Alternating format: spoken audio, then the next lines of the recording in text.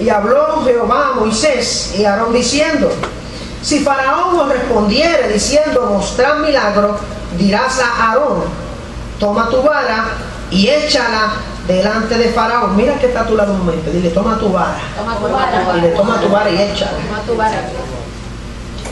Y échala delante de Faraón para que se haga culebra. Ahora no mira el que está a su lado y le diga culebra. Vinieron pues Moisés y Aarón a Faraón e hicieron como Jehová lo había mandado. Y echó Aarón su vara delante de Faraón y de sus siervos. ¿Y se hizo qué? Estamos ahí en la lectura. Entonces Faraón llamó a sabios y hechiceros, e hicieron también lo mismo los hechiceros de Egipto con sus encantamientos. Pues echó cada uno su qué. Mira que está a tu lado: echa tu vara. Las cuales se volvieron culebras. Más, oiga qué interesante, más la vara de Aarón se devoró las varas de ellos. Dios añada bendición a su santa y divina palabra. Gracias, Señor, por esta palabra, Señor. Bendícela, Señor, y permite que sea plato fuerte, Señor, de este servicio de adoración, y que pueda quedar grabada en nuestros corazones y que la podamos utilizar en nuestro diario vivir. En el nombre de Jesús. Amén. Y amén. Y usted se preguntará cuál es el tema de hoy. Así que el tema de hoy es: saca tu vara o echa tu vara. Dile que está a tu lado de nuevo: saca tu vara. Y dile ahora: echa tu vara. Y usted se preguntará: ¿qué rayo es una vara? Y todos nos acordamos y nos hacemos memoria de cuando éramos pequeños y hacíamos tal o cual maldad. Aquella varita que tenían las mamás de nosotros, que yo creo que la varita favorita era la vara del arbolito de gandules. De guayaba era. De guayaba era dura, pero por lo menos acá en el barrio Caimito, donde nosotros somos, allí la varita que se usaba, mire, la varita de gandules. Y cuando ustedes daban con aquella varita, como picaba aquella varita, ¿verdad que sí? Pero a veces no había que llegar a eso. A veces las mamás o los papás, en su sexto sentido de padre, antes de uno cometer la maldad, ellos ya miraban y sabían en qué uno estaba, y de allá de lejos le enseñaban la varita a uno. Y usted sabe que esa varita se constituía en un instrumento de autoridad, y nosotros de ver aquella varita sentíamos pavor, sentíamos miedo. En Éxodo 17 vemos cómo el Señor le dice a Moisés y a Aarón que saquen, que tomen una vara. Y aquí esto hay que verlo tanto en el contexto, en el plano natural, como en el plano espiritual. Mire, el significado de la palabra vara. Dice, en el plano natural una vara es una rama larga y delgada. Realmente eso no nos arroja luz.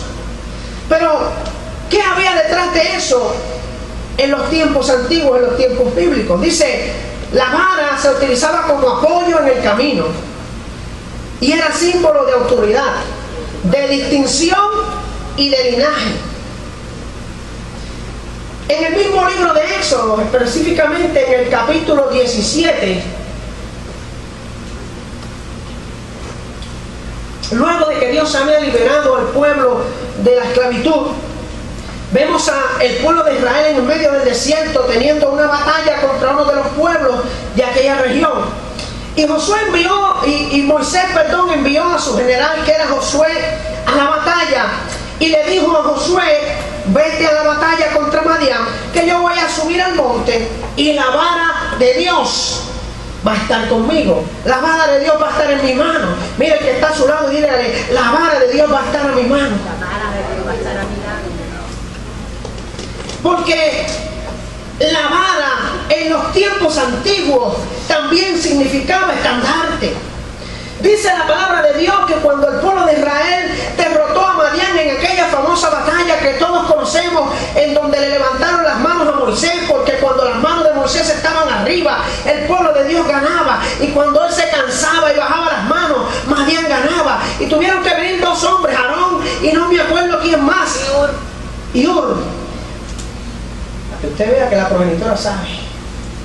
Y tuvieron que venir Aarón y Hur y levantarle la mano a Moisés hasta que se hubo acabado la batalla. Y cuando aquella batalla acabó, Moisés levantó un altar y pronunció uno de los nombres compuestos de Dios, de los que aparece en la Biblia. Moisés dijo: Jehová Nisi. Jehová Nisi significa: Jehová es mi vara, Jehová es mi estandarte. Denle un aplauso a Dios.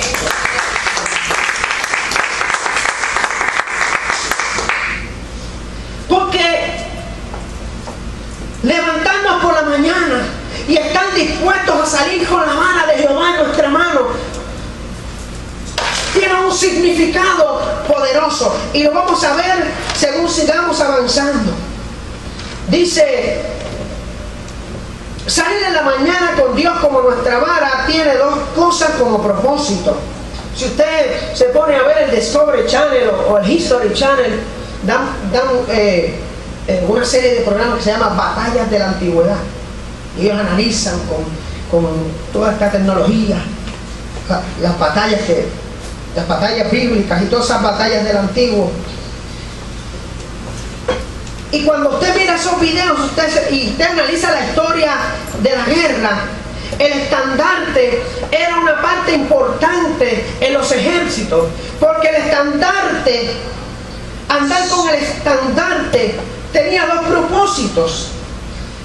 Y era que, número uno, nuestros enemigos entendieran de qué bando nosotros estamos. Yo estuve viendo en estos días un programa que se llama Dogfights, o batallas aéreas.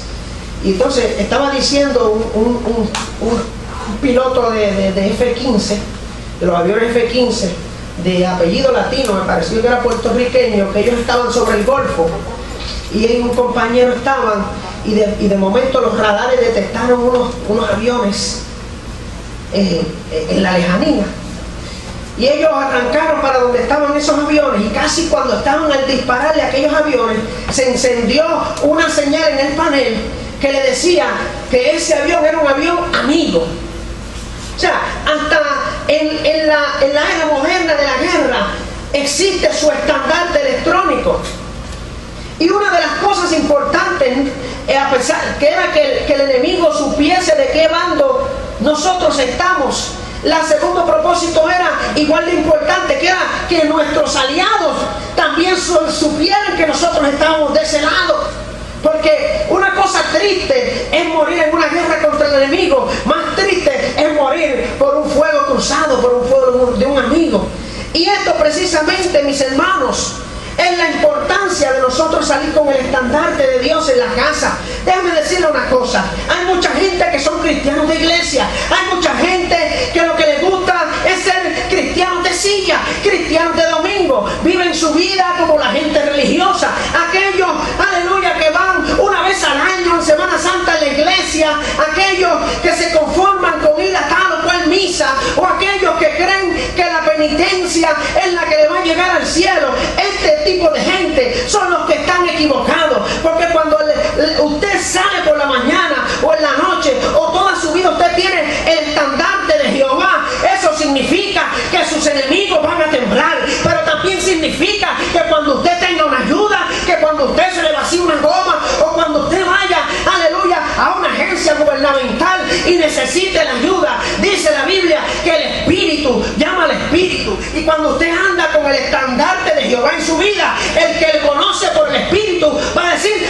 ahí anda un cristiano, a ese es que yo le voy a dar la mano. Dele la gloria a Jehová. Yo no sé si usted está entendiendo lo que yo le quiero decir en este momento, aleluya. Pero hoy en día tenemos un sinnúmero de cristianos encubiertos que no quieren, aleluya, que se les identifiquen, aleluya, como cristianos, aleluya. Por eso es que usted vio en la temporada pasada del fútbol que aquel quarterback se arrodilló a orar y lo criticaron. Usted sabe una cosa, déjeme decirle una cosa: hay que tener valentía y agallas para reconocer delante de una televisión mundana y adúltera que usted es un hombre o una mujer cristiana. Denle un aplauso a Dios.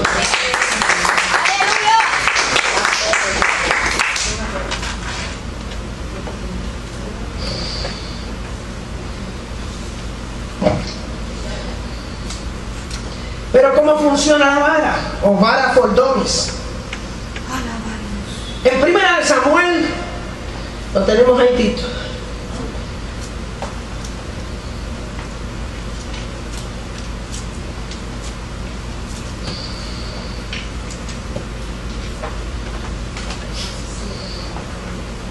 Primera de Samuel, 1:40, vemos uno de esos usos de esta vara.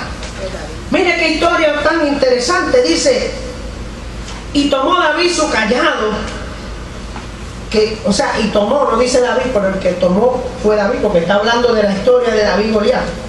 Y tomó su callado, que el callado es la vara del pastor, que dicho sea de paso, era la misma vara que Dios le dijo a Moisés que tomara, porque Moisés, cuando Dios se le apareció en aquella zarza ardiente, dice la Biblia que él estaba pastoreando las ovejas de su suegro.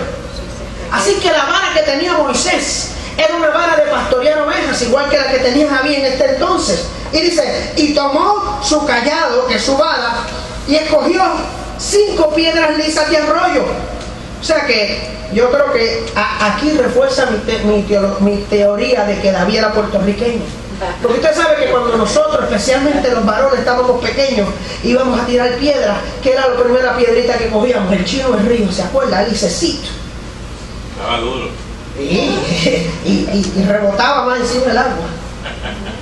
Y dice que escogió 5 piedras lisas del arroyo, 5 chinos del río, y los puso en su saco pastoril, y tomó su honda en su mano, no era una motora, no se equivoque. Y tomó su honda en su mano y se fue contra el filisteo. Y el filisteo miró a David y le tuvo por poco, porque era muchacho y rubio y de hermoso parecer, así como el pastor.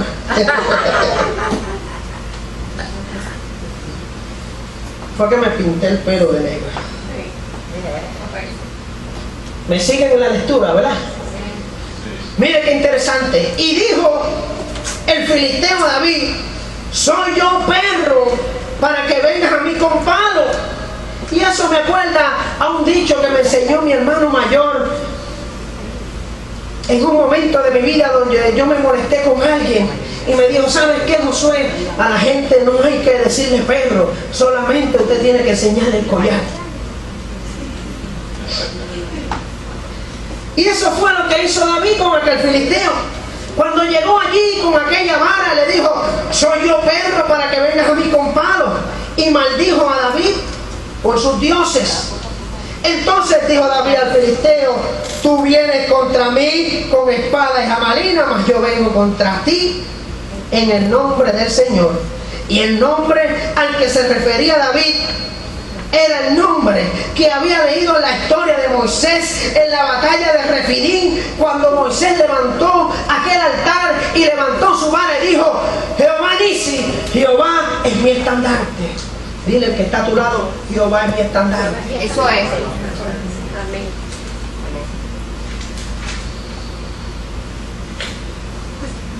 Esta era la razón por que David llevaba su callado de pastor a la batalla.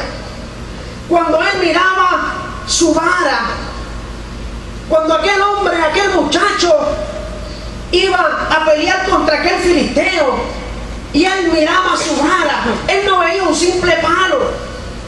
David en aquella vara veía un símbolo de autoridad, un símbolo de poder, el mismo símbolo que le dijo Dios a Moisés cuando él se arrodilló. Moisés, Dios le preguntó a Moisés, oye Moisés, oye, porque a veces no basta con que Dios nos hable. ¿Usted sabía eso? El hombre es nosotros la raza humana somos tan tercos y tan tercos que pudiendo oír la voz de Dios audible, nuestra carne nos va a hacer dudar. Y dice en ese capítulo, en el capítulo 4 de Éxodo, dice, cuando Moisés vio aquella zarza ardiendo y se dirigió a aquello, vio aquel ángel encima de aquel árbol quemándose, y el ángel hablándole y él viéndolo, le dice, oye, quítate las sandalias. O sea, está hablando de tú a tú con Dios. Está viendo un árbol quemándose, pero que no se consumía. Usted sabe, como dice la ley de la relatividad, que la materia se convierte en energía. Aquellos que han estudiado algo de ingeniería, usted sabe que le hablan del estado de la materia.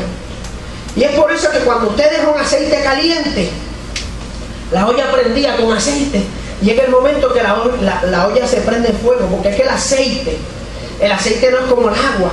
El aceite está en ese estado líquido y no cambia a gas. Entonces lo que hace es que se destruye y libera energía y se vuelve ese fuego. Y así es la madera no se evapora. La madera o se quema o se vuelve ceniza, pero no se puede quedar ahí. Pero Moisés estaba viendo que aquellos árboles no se consumían. Y Moisés estaba viendo un ángel hablando delante de él, la misma voz del mismo Dios. Y aún así, cuando Dios le dice, ven y libera a mi pueblo, él le dice, pero ¿cómo yo voy a ir a liberar a ese pueblo? ¿Quién soy yo para ir? Si le digo, y usted busca la historia, Moisés le dice, si yo hasta soy gago, yo no sé ni hablar, a mí se me turba la lengua. Óigame, porque es que cuando Dios nos dice, toma este estandarte y ve algo, haz algo con algún propósito, siempre tenemos una excusa, siempre tenemos un defecto. Aleluya. Decía un pastor, aleluya, que yo oigo mucho, que la gente está equivocada con respecto a Dios. La gente, a nosotros nos enseñaron mal. Nos venimos de una religión, madre, que nos enseñaron que nosotros, si no estamos santos, si no estamos puros, si no estamos libres de mancha, no nos podemos acercar a Dios. Por eso es que la gente hace tanta sanganá y tanta penitencia, y la gente adultera y después sube 500 escaleras de rodillas, porque es que se sienten impuros. Cuando Pablo dice en la palabra, somos justificados por la fe y por el sacrificio que hizo Jesús en la cruz. Cuando aceptamos a Jesús como nuestro Salvador, no hay maldición. La maldición no tiene que ver nada con nosotros, porque es que fuimos justificados por la sangre de Jesucristo.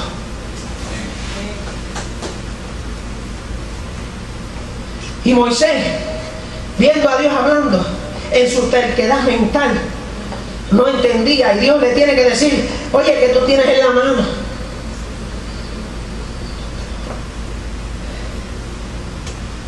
Como que Dios le diga más lo que tú tienes en el bolsillo. No me venga a decir que tiene 2 cocorías, porque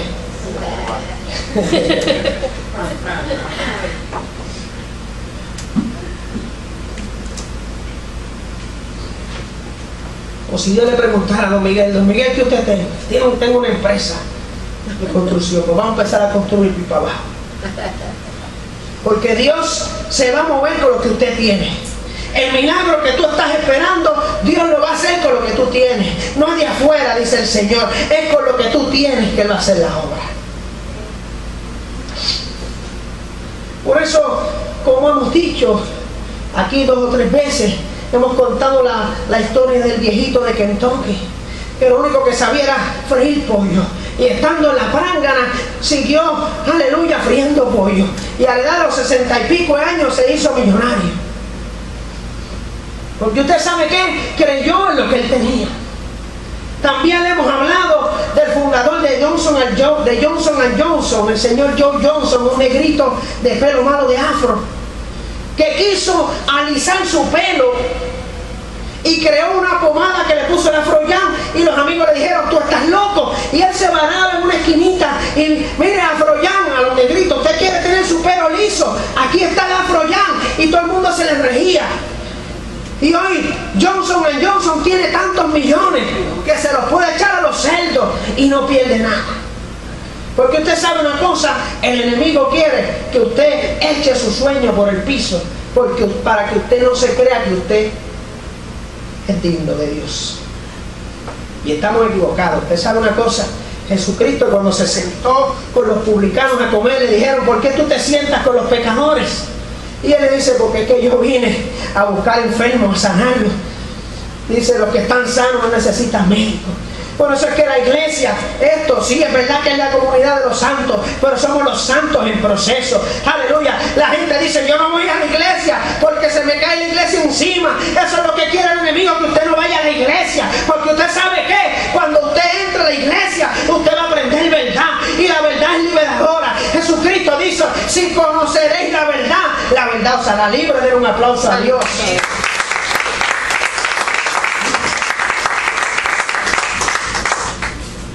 Y volvemos a la historia, hágase el picture. Moisés está ahí con su vara arrodillado y gagueando. Imagínense, si una persona normal gaguea con cualquier cosa, imagínense viendo una visión como esa. Ahí nos parecía un carro cuando está el telefalla.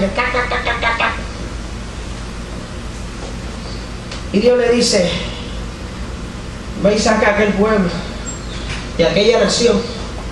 Eso es como usted decirle que mañana Rubén Berrío venga y le diga: toma, coge esta pistolita y vete allí y mata al presidente para que libere a Puerto Rico de Estados Unidos.